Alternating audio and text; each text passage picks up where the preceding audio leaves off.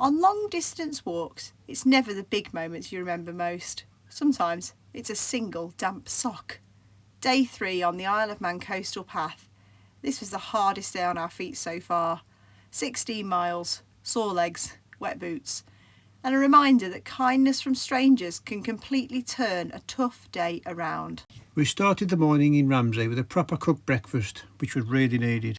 We were now on a mission to find some replacement flip-flops after the second one had copied the first and broke. I found flip-flops as an essential bit of kit to let my feet breathe on an evening while I was drying out my walking boots.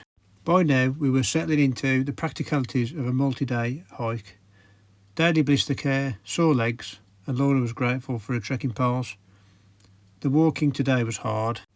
Every hill felt steep, straight up and then straight back down again. Around Maughold Head, the paths became seriously overgrown and badly maintained.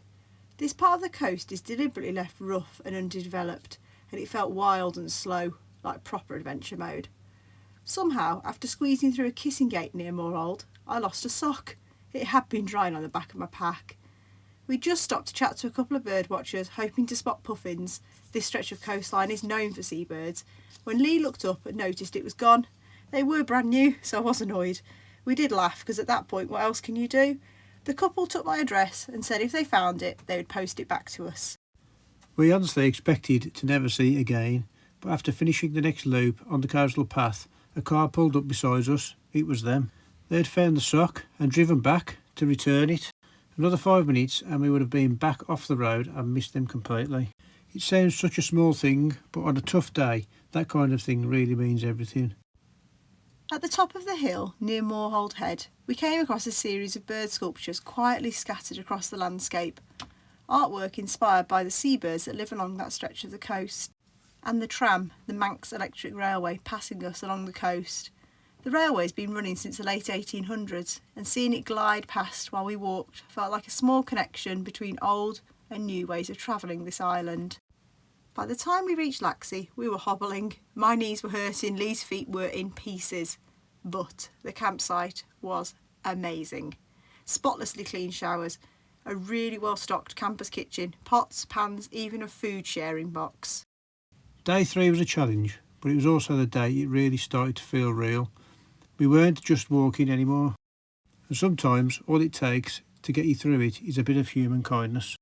For my backpack, I use a low alpine 65 litre torso fit Expedition 5 rucksack.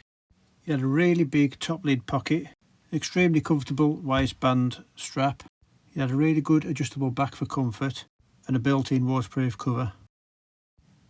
When you are considering any backpacks, we would strongly suggest you go to a bigger store where you can try some on and put weight bags in them to see if they adjust and fit to your body well.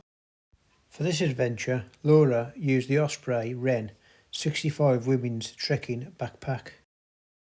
Laura found the hip strap pockets very useful, and the bag itself has got all the pockets and room you need for a multi-day hike like this. You can find links for both of our backpacks below. Thank you for watching. If you've enjoyed our videos, please like, subscribe and share. Also, let us know in the comments if you've taken on this coastal trek challenge. Well, there you have it. Today's walk from Ramsey to Laxey done, just under 16 miles in 8 hours and 20 minutes.